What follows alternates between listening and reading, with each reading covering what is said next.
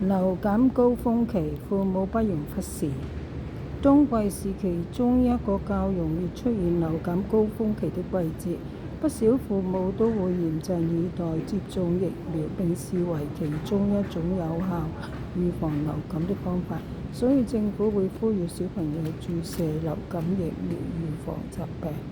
而在中醫的角度，則認為預防流感應該要從平時生活做起，作息有序、休息充足、飲食平衡等都有幫助。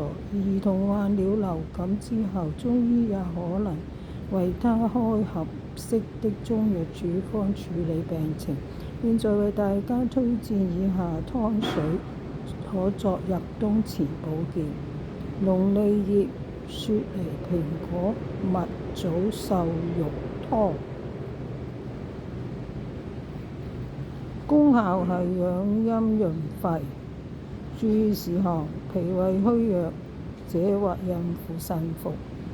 湯水味道偏甜，痰多或患糖尿病不宜多吃。以上湯水僅供參考，7歲以上人士1週可服1次。飲用前最好先諮詢中醫師意見，如有不適應盡快求醫。